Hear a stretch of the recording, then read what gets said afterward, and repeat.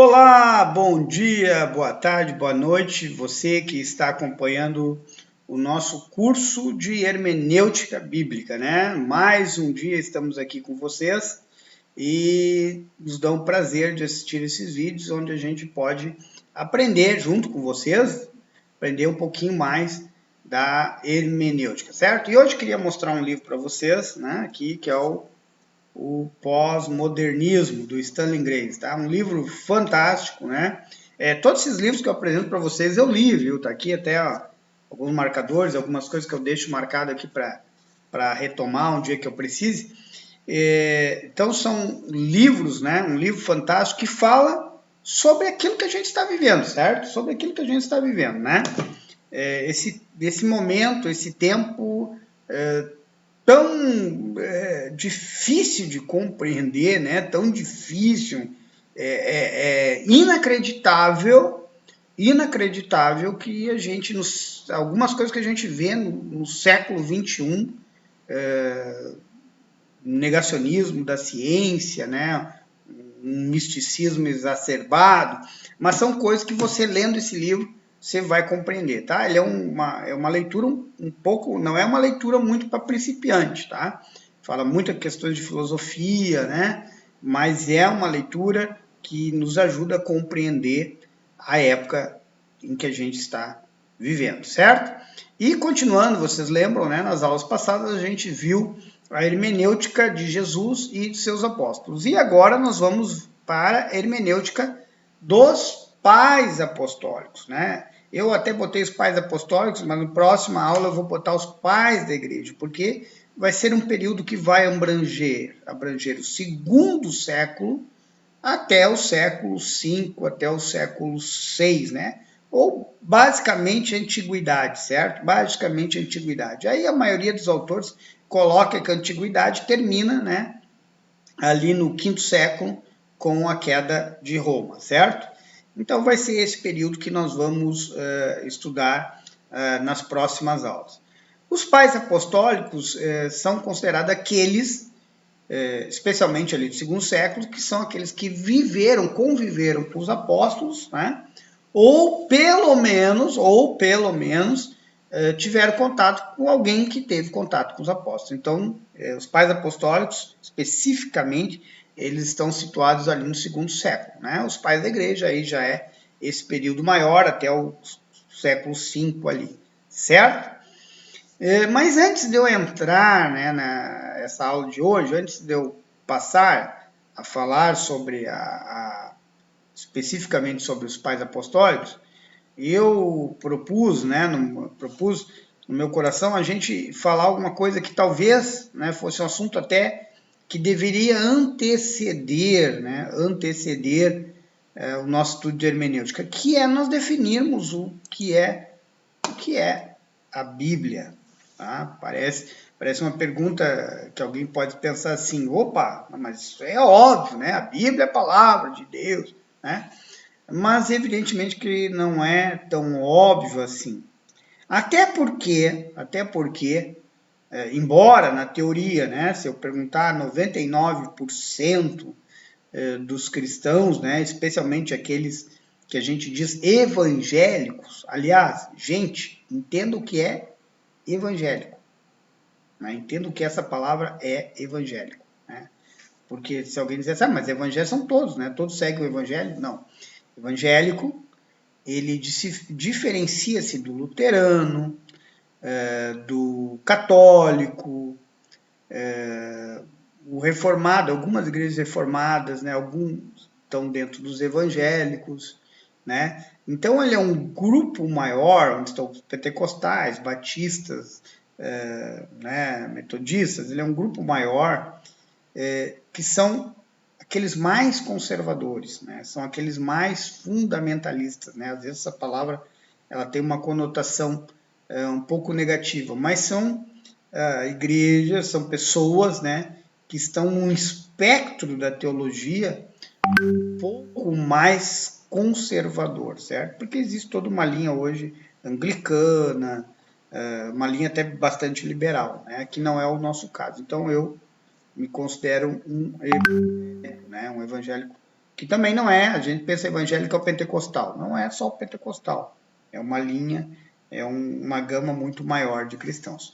Mas se eu perguntar para 99% dos evangélicos, né, talvez se eu perguntar para um instruído lá, para um anglicano, para um luterano, ele possa até me responder diferente, né?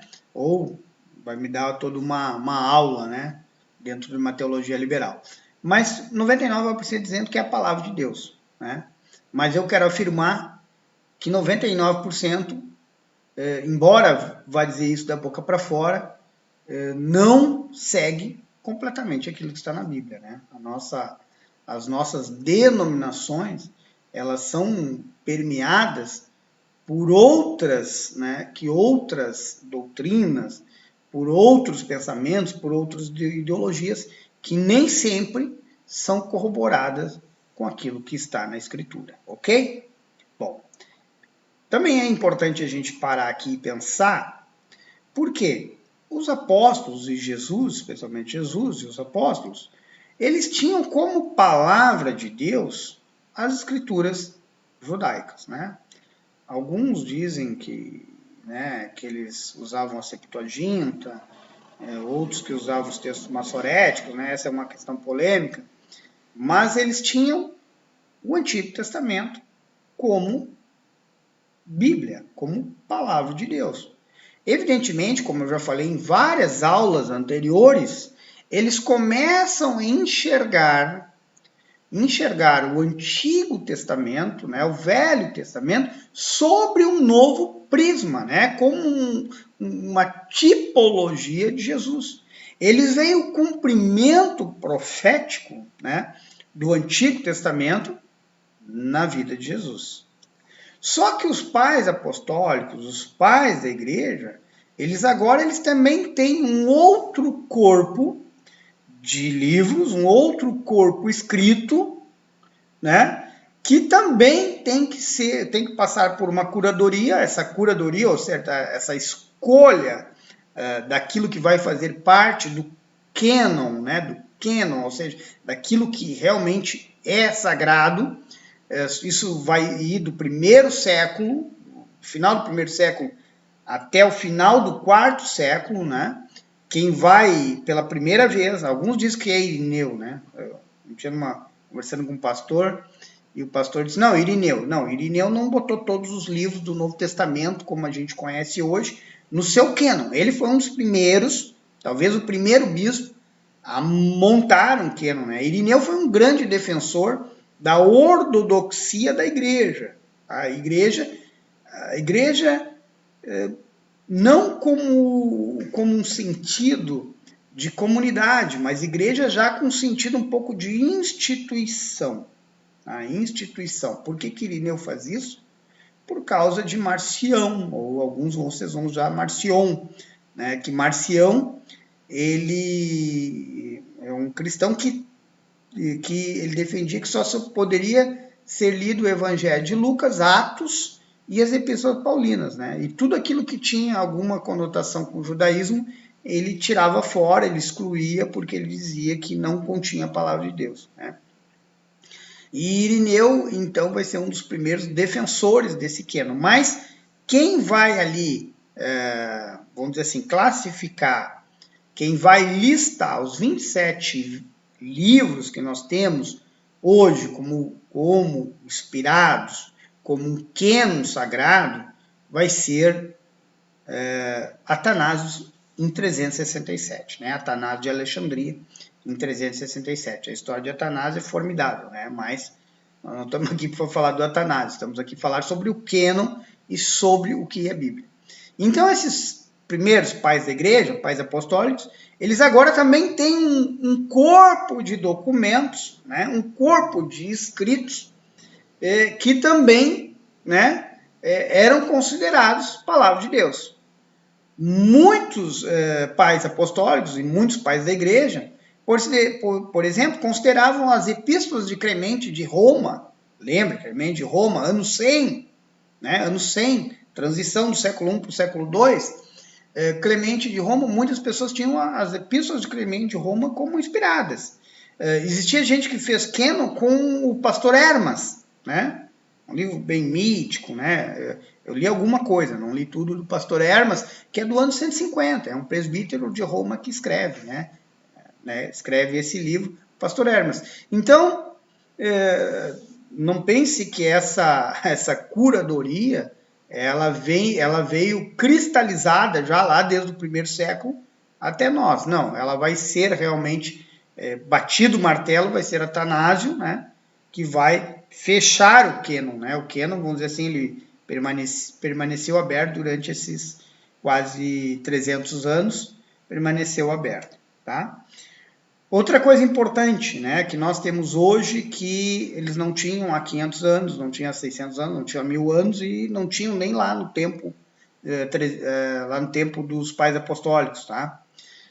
Nós temos hoje, né, um conhecimento, por causa da arqueologia, por causa dos manuscritos do Mar Morto, por uma série de questões da linguagem, documentos de coisas semíticas que estavam ao redor. Nós temos um conhecimento muito mais profundo do que eles tinham naquela época. Então, como eu ia dizendo, hoje nós temos achados arqueológicos do tempo lá do Antigo Testamento, né, de antes de Cristo, do tempo de Cristo, e que a gente começa a entender um pouco mais a cultura dos tempos bíblicos, tá? Coisas que alguns anos atrás, mesmo que na época lá dos pais da igreja, não se tinha esse conhecimento tão aprofundado como a gente tem hoje, inclusive da linguagem, né? Inclusive, especialmente da língua, daquelas línguas ali semíticas, das línguas ali da área onde tinha influência bíblica, ok? Mas os pais da igreja, então, eles têm esse novo desafio, né, de formar essa nova escritura, que é o Novo Testamento. Curiosamente, o escritor Bray, ele fala uma coisa importante, né? Assim como os judeus, já no tempo de Jesus, tá? Assim como os judeus criaram todo um corpo escrito e oral, né? O Talmud, os Midrash, criaram todo um corpo de escrituras que transcendiam o próprio Torá, a própria escritura, lá o Velho Testamento.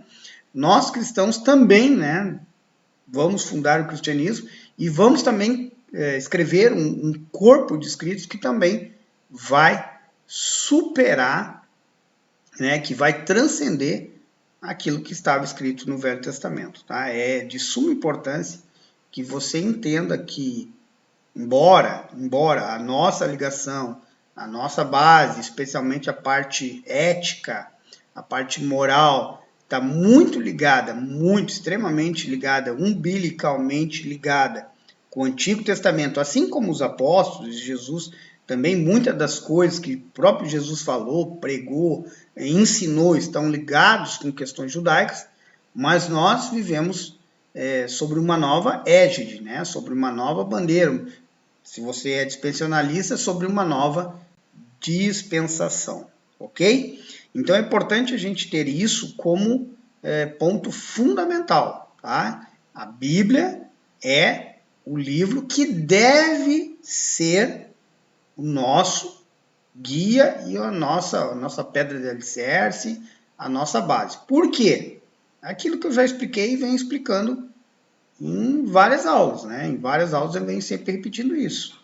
Porque se eu começo a pensar na tradição, ou se eu começo a pensar, mas a tradição da nossa igreja diz que é assim, bom, aí eu vou ter um problema sério, né?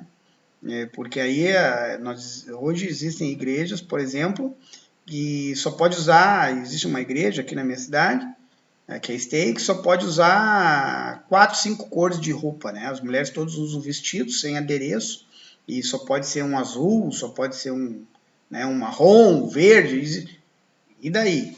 E eu não posso criticar, né? Porque se eu entendo que a tradição, se eu entendo que a revelação, ela tem o mesmo valor que a Bíblia, eu não posso criticar ninguém, não posso criticar A, nem B, nem C, nem D, né? Porque para ele aquela tradição tem valor. Aí eu entro, né? Inclusive eu entro no pensamento pós-moderno, do relativismo, tá? Mas o cristianismo não é relativista. Tá? O cristianismo não é relativista. A Bíblia não é relativista. O que é? Que a Bíblia diz que é pecado, diz que não diz, né? O que diz que não é pecado, não é pecado. Tá? Então a Bíblia não entra, a Bíblia não é um livro, né, muito afeito à pós-modernidade, onde tudo é relativo. Né? O que é certo para mim pode ser errado para você, o que é certo para você pode ser errado para mim, mas não há certo nem errado, certo? Bem, então os pais apostólicos tiveram essa dificuldade de definir o que é a Bíblia, tá? Além disso, eles enfrentaram outros problemas, outras lutas, outras batalhas, especialmente no campo filosófico, né?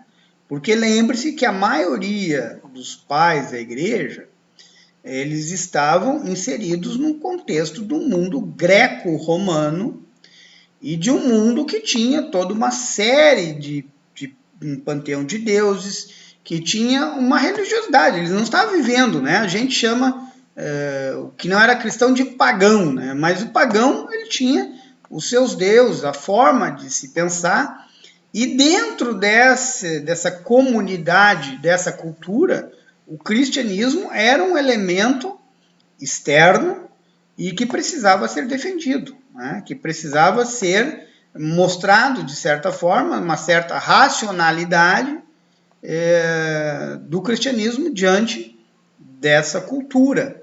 E a Bíblia, evidentemente, que ela fazia parte dessa né? Especialmente ela fazia parte desse pensamento, ok? Então a Bíblia, ela passa agora, né, as escrituras para os cristãos, elas não são mais só o Antigo Testamento, mas ela passa a ser agora um livro, né, com 66 livros, a melhor, uma compilação com 66 livros, escrito por mais ou menos 40 autores num período de mais ou menos 1.500 anos. Né? Isso é a Bíblia que a gente tem hoje em nossas mãos, né? A qual nós que somos evangélicos defendemos, né, a inspiração plenária, né, verbal, alguns verbal, outras não, né? Porque que é verbal? Verbal quer dizer que Deus soprou, né? Deus soprou palavra por palavra, certo? Plenária é uma coisa, verbal é outra. Plenária quer dizer que toda a palavra de Deus toda a Bíblia, tudo que está escrito é palavra de Deus.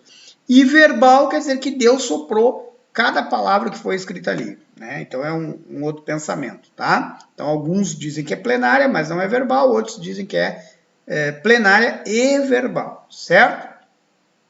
Também é importante ressaltar, né, aquilo que eu falei para vocês, que hoje a gente pode definir muito bem que todo esse Novo Testamento ele foi escrito do ano 0 ao 100, ou seja, todo ele foi escrito no primeiro século. Né? Ali no século XVIII, XIX, isso foi muito contestado, por causa da época da razão, foi muito contestado pela teologia liberal.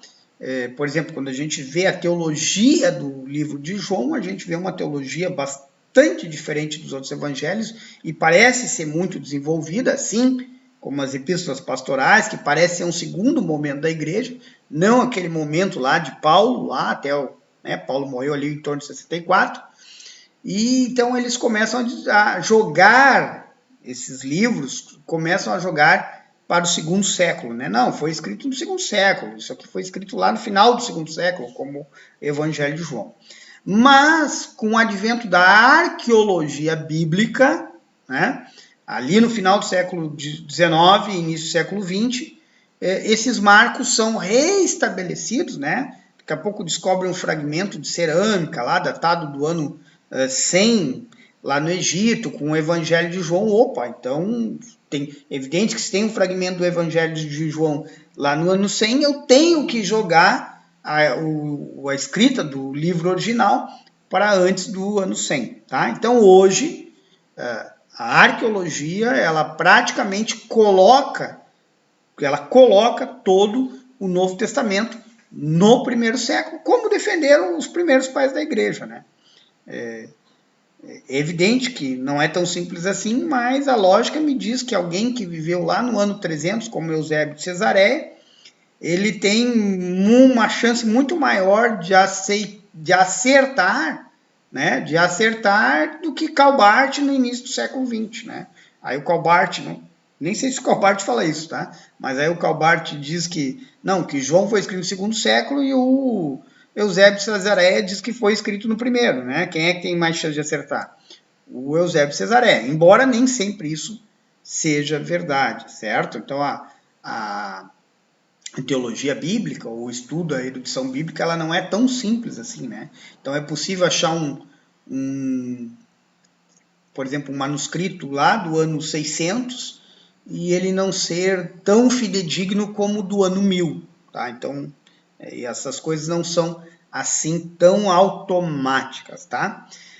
Voltando à inspiração plenária do quê? Dos autógrafos originais. Por que são os autógrafos originais da Bíblia? É aquilo que João, que Lucas, que Pedro, que Tiago, que Paulo escreveu, que Mateus escreveu. Tá? Esses manuscritos, eles estão perdidos, né? Até porque eles foram escritos num suporte, extremamente moderno para sua época, que era o papiro, né? E papiro é um tipo de papel, e papel, vocês sabem, que ele não tem uma duração, ele não é tão resistente ao tempo como um pedaço de cerâmica lá, né? Hoje se achou escrita cuneiforme 3.000 anos antes de Cristo, mas está na cerâmica, né? Então é um outro tipo de suporte, é um outro tipo de escrita onde está escrito, né? O papiro não. Então foi escrito em papiro, então é muito difícil achar, né? Tá? Muito difícil encontrar. Aliás, não existem esses autógrafos originais, né? Mas existem manuscritos extremamente antigos lá, né? Os principais são do século V, que é o ano 400, né, do século V, do século VI, da Idade Média, muitos manuscritos, mas se acha algumas coisas lá do século III século. Agora teve um americano que disse que achou um pedaço de Marcos lá do segundo século, né, mas não foi divulgado ainda. Então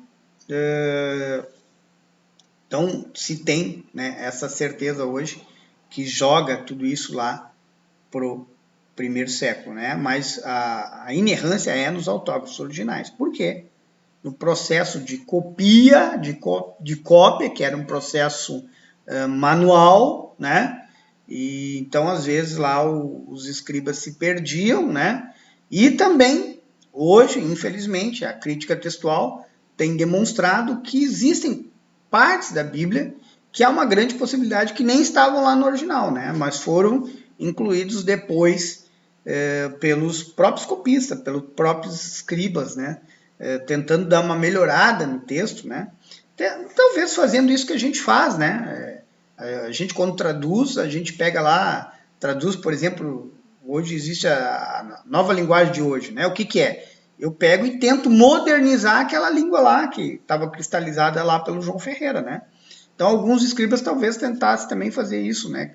Trazer a coisa para um pouco mais inteligível, ou uma palavra obscura trocar por uma palavra mais clara. Mas isso também não é assim, né, tão radical assim como eu estou explicando. Só estou dando uma ideia daquilo que a gente chama variante textual, né? Como a gente tem muito manuscrito, a gente tem muita diferença entre um e outro. A maioria erros, né?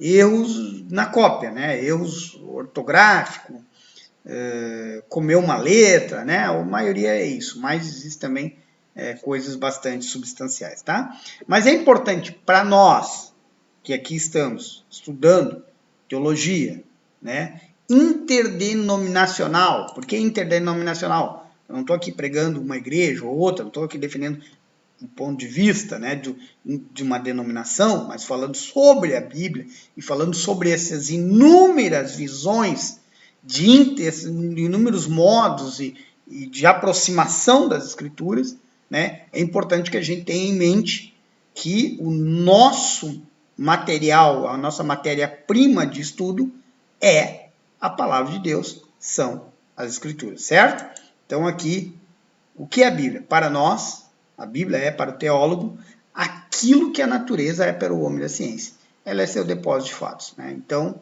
eu tenho que recorrer a ela para mim extrair aquilo que eu quero ensinar e aquilo que eu quero passar para qualquer um de vocês, tá? Então, até a próxima aula, onde nós vamos falar sobre as duas grandes correntes, né, de hermenêutica, duas grandes correntes hermenêuticas dos pais apostólicos, que era a hermenêutica alegórica, lá, a hermenêutica Alexandria, e